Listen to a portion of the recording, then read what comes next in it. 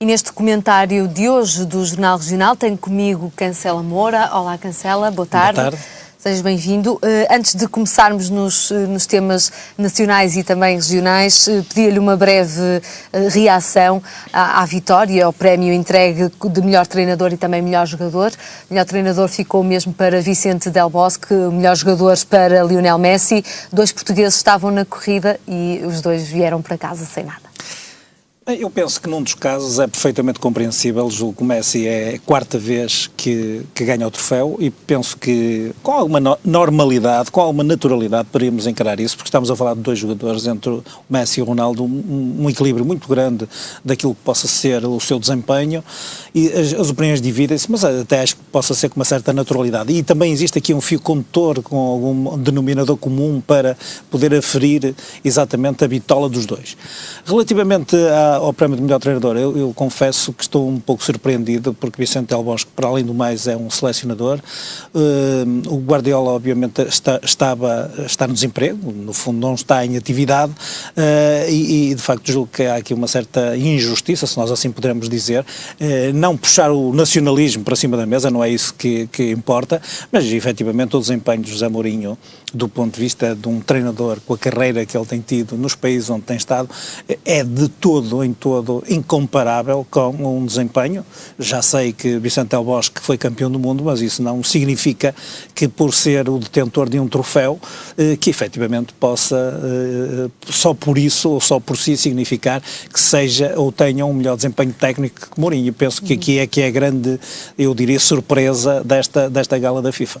Mas poderá ser algum tipo de reconhecimento da FIFA a Vicente Del Bosque? Talvez aquilo que alguns comentadores já fizeram notar é que isso seria uma espécie de prémio carreira, porque estamos a falar de um treinador que de facto tem uma idade um pouco já mais avançada, pouco mais irá fazer em termos da sua carreira profissional enquanto treinador, e daí que efetivamente isso possa ter pesado na decisão final.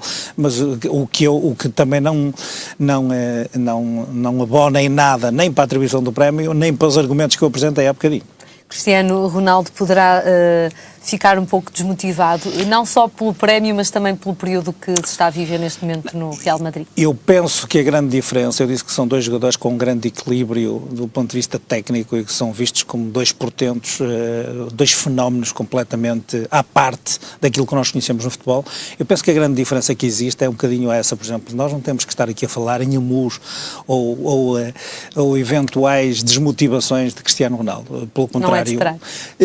Não me parece que até para ele seja bom que assim seja. A grande diferença, como dizia, entre os 2 tem a ver exatamente com isso. Eu acho que Messi é um jogador extremamente humilde, não está tão preocupado com aquilo que dizem dele, tenta esforçar-se em campo, não só porque é o melhor, mas para provar o que é que seja, mas goza com o facto de ter uma profissão que lhe permite, no fundo, dentro do campo, dar aso a toda a sua criatividade, e nós já vimos Cristiano Ronaldo, por vezes, sofre muito dessas pechas ou de estar motivado, ou se sentir triste, como ultimamente no Real Madrid, ou até na seleção, quando acha que efetivamente tudo tem que rodar à volta dele próprio. Portanto, eu acho que a grande diferença e a aprendizagem que Cristiano Ronaldo pode fazer para o futuro é que, efetivamente, do ponto de vista pessoal, ele tem muito que dar ao futebol, é de facto um jogador extraordinário e pode, de facto, pelos anos que estão pela frente, fazer muito melhor, estar outra vez nomeado. O facto de estar nomeado também é importante que se diga, é muito importante perceber numa gala desta dimensão, que termos pelo menos como tivemos, quer José Mourinho, quer Cristiano Ronaldo, o facto de estar nomeado já é muito importante para a projeção que estas pessoas dão ao país e sobretudo no desempenho da sua atividade profissional. Portanto, Cristiano Ronaldo terá com certeza muito mais oportunidades e eu penso que poderá ficar, eu não diria a perder, mas terá de facto esta diferença com o Messi, que eu julgo que é muito significativa do ponto de vista do seu desempenho profissional. De resto, Cristiano Ronaldo é o único português que figura no 11 eleito também pela FIFA. E nós continuamos agora com os nossos temas. Hoje os deputados do PCP, do Bloco de Esquerda e também do Partido dos Verdes entregaram requerimento ao Tribunal Constitucional com caráter de urgência para a revisão de 10 normas de orçamento para este ano. O Presidente da República, semana passada, já o fez. O Procurador-Geral da República também o fez esta semana. Estes pedidos, Cancela, podem, de alguma forma, forma, atrasar a execução orçamental deste ano? Não, primeiro porque o orçamento já está em vigor. Aliás, a primeira questão que aqui convém até previamente suscitar tem a ver com isto. O Presidente da República, penso que de forma mais ou menos avisada, há quem discorde, por exemplo, Jorge Miranda disse e criticou o facto de esta fiscalização ser sucessiva. Ou seja, não ser preventiva. Exatamente. E ele, no entender dele, acha que as normas, e nomeadamente o pedido feito pelo Presidente da República, deveria ter sido uma fiscalização preventiva, deveria incidir sobre a proposta de lei propriamente dita e não agora sobre algumas normas de um orçamento que já está em vigor. Mas eu penso que Cavaco Silva teve aqui algum sentido de responsabilidade de Estado, e se há muitas coisas onde nós podemos criticar o Presidente da República pelo seu silêncio, pela sua falta de intervenção, eu penso que ele aqui teve algum equilíbrio naquilo que efetivamente fez. Porquê? Porque promulgou o diploma e antecipou-se a toda a oposição, pedindo a fiscalização sucessiva, e isto não tem prazo, obviamente, embora muitos agora estão a pedir o caráter de urgência, eu penso que nem será necessário, e fez incidir isto em 3 normas em concreto. Aquela que diz respeito à suspensão do subsídio de férias, em geral, aquela que diz respeito à suspensão deste subsídio, mas para os reformados, e também sobre a contribuição extraordinária de solidariedade. Ficaram de fora algumas questões que efetivamente depois as próprias oposições vieram suscitar, como aquele que entrou hoje. Eu confesso que o Partido Socialista penso que se quis demarcar do Sr. Presidente da República e se quis demarcar do resto da oposição, porque houve aqui alguma tentativa da oposição apresentar um pedido conjunto de todos os partidos.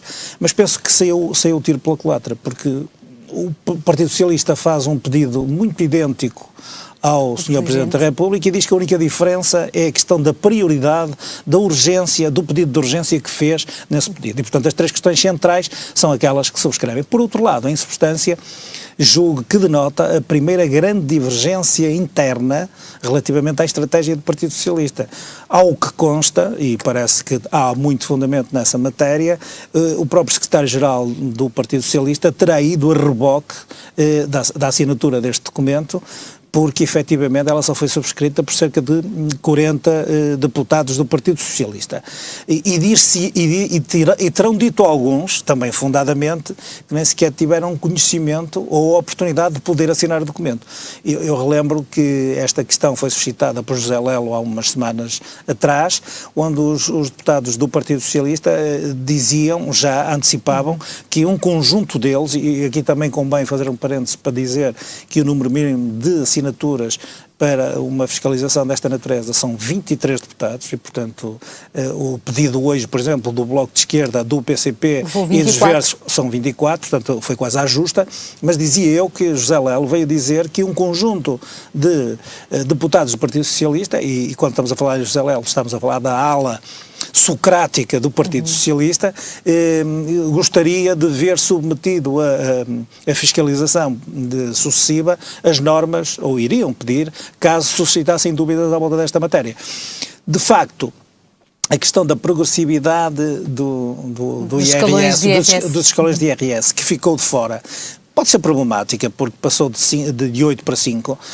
Eu bem sei que a progressão também não se vê de forma mais ou menos absoluta, portanto, ela tem que ser vista relativamente e na proporção daquilo que forem os escalões, mas há aqui uma questão, de facto, que não deixa de ser importante analisar. É a primeira vez que os portugueses, que ganham mais de 80 mil euros por ano, pagarão acima de 50% de tributação fiscal. E aqui também poder-se a pôr em causa a questão do esforço, que se estará ultrapassado o esforço máximo, ou se ultrapassamos o limite máximo daquilo que poderia ser o esforço a fazer-se neste tipo de casos em termos de tributação fiscal. E, portanto, esta questão que hoje está a ser suscitada pelo PCP, pelo Bloco de Esquerda e pelos Verdes, acaba, no fundo, juntamente com a iniciativa do Sr. Presidente da República, de esvaziar a iniciativa do Partido Socialista, que curiosamente é o partido mais importante da oposição e que efetivamente está, no fundo, no arco do poder e que assinou inclusivamente o próprio memorando. Eu não sei se esta terá sido a melhor estratégia. Esta questão da urgência, como digo, não colhe, porque eu parece-me que todos nós sabemos que os senhores juízes do Tribunal Constitucional, eles próprios, darão prioridade à análise desta situação. Mas tem um prazo máximo de 3 meses. Portanto, em março voltaremos a estes assuntos. Não me parece, porque, por exemplo, o Jorge Miranda, que é um reputado constitucionalista, diz que não há prazo fixado para a fiscalização sucessiva. Permite-me discordar desse prazo por uma razão muito simples. Se a fiscalização é sucessiva, significa que a lei está em vigor e, enquanto não houver decisão em contrário, a lei manter-se em vigor. E, ainda ao encontro da sua pergunta, a execução orçamental não está em causa. E, portanto, eu é que acho que os senhores juízes do Tribunal Constitucional, pela indefinição que se poderá vir a criar com estes pedidos, e aliás isto quase nasceram como cogumelos, estamos a falar da Procuradoria-Geral da República, estamos a falar outros que não falamos aqui, da Associação Nacional de Juízes, sobre a brutal carga de impostos, quer dizer, e eu admito que irão dar prioridade a este tratamento, não só por esta indefinição, mas também porque eu acho que é muito importante que assim seja, que se coloquem algumas definições sobre estas matérias, sobre a legalidade destas matérias, sobretudo porque o Governo pode ter necessidade de implementar medidas alternativas que levem à execução do orçamento, tendo em vista naturalmente o cumprimento do memorando. Portanto, já ano passado houve uma decisão do Tribunal Constitucional que eu relembro, que até foi muito criticada por fazer valer... Era essa a minha questão. O ano passado houve um entender dos juízes à situação que o país vivia. E este ano? Não, eu estava a tentar dizer que eu acho que, naturalmente, o Poder Judicial é um poder independente do poder político, mas nós não podemos aqui descurar que o Tribunal Constitucional é composto por uma grande maioria, na sua maioria, os deputados elegem estes membros do Tribunal Constitucional e, obviamente, há aqui uma ponta de órgão político que ninguém pode ignorar.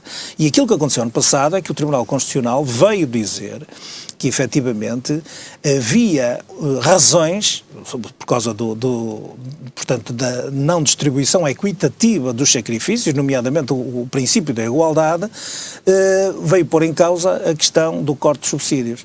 E, pondo em causa o corte de subsídios, fê-lo para o futuro, fê-lo para depois, para 2013, fazendo validar, e esta é que foi a polémica, então se era ilegal, porque é que não o declararam como ilegal logo no momento da apreciação?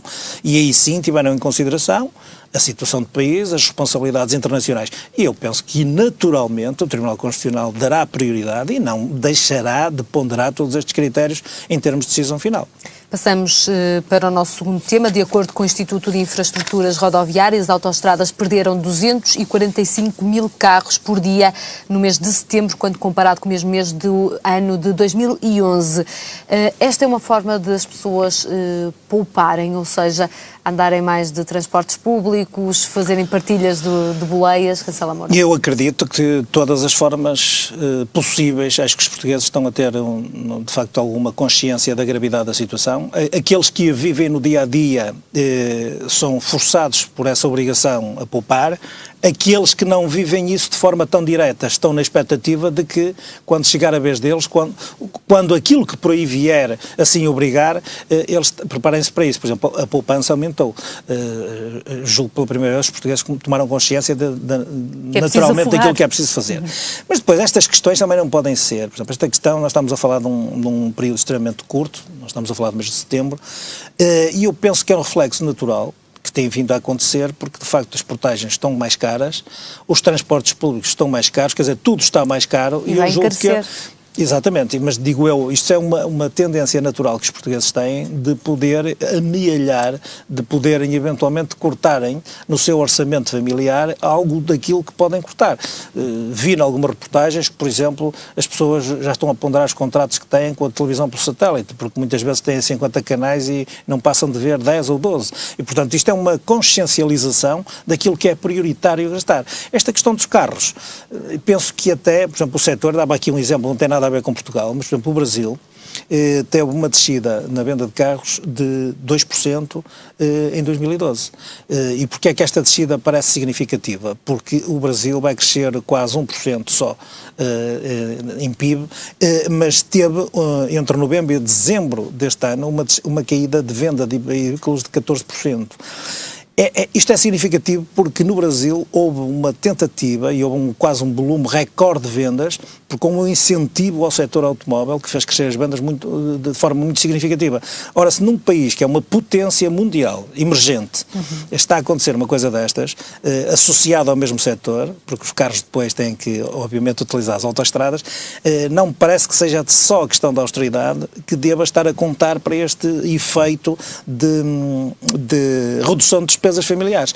A este propósito, eu lembro que o Semanário Sol fez uma reportagem muito interessante há muitas semanas atrás, eu julgo que no início de novembro, onde reportava que grande parte daquilo que os portugueses fazem do ponto de vista do seu cotidiano está taxado ou está quantificado em cerca de 10%. Quer dizer, os portugueses, em tudo aquilo que fazem, e nós estamos a falar provavelmente nas questões de idas ao cinema, nas idas ao futebol, os espetáculos, na cultura, estamos a falar na utilização de hotéis, estamos a falar em reduções entre os 10%, os 15% e os 17% de despesas. Porquê? Porque eu acho que, de facto, os portugueses começaram a ganhar consciência que seria muito importante, numa situação destas, anteciparem eles próprios as dificuldades financeiras que o seu orçamento familiar tem. De resto, são muitas as faturas que já este ano vão aumentar, os transportes também vão aumentar, por exemplo, ou seja, o custo de vida no país está a aumentar a olhos vistos. Cancela Moura, que portugueses é que se conseguirão, aliás, aguentar em Portugal? Olha, essa é uma questão, é uma equação difícil, de resultado difícil, porque os primeiros resultados das políticas que estão a ser implementadas são de desfecho imprevisível. Eu recuava um bocadinho, nós lembrámos-nos que aquilo que fez sair os portugueses à rua como nunca antes tinha acontecido, teve a ver com um recuo, que eu não chamaria recuo do governo, acho que foi uma consciencialização, saber ouvir a população e escolher um caminho alternativo. E por causa da TSU, da descida da TSU.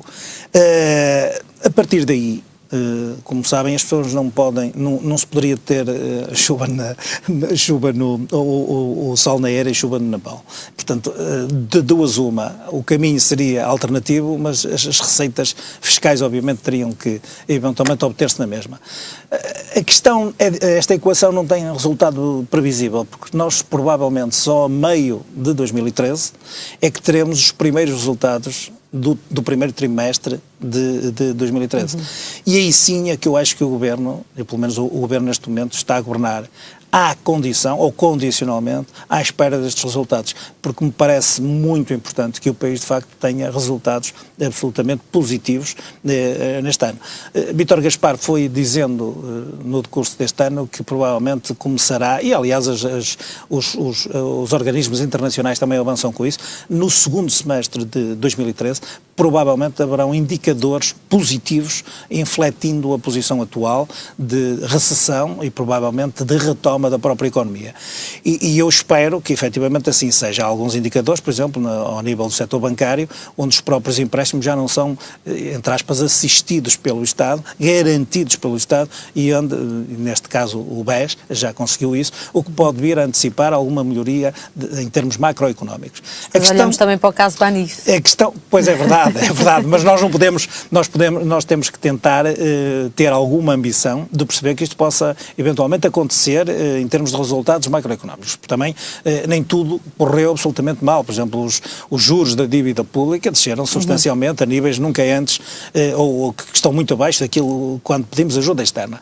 Agora, a outra questão que me parece que é o contraponto disto, é o cidadão comum. E esse sim é muito difícil equacionar até que ponto e em que circunstâncias é que se vai aguentar esta carga fiscal. Porque vai haver, naturalmente, como está a haver, uma economia paralela, que neste momento chega quase aos 25%, que eu acho que é resultado natural e nós não podemos eventualmente ignorar isso, destas dificuldades que os cidadãos vivem no seu dia-a-dia.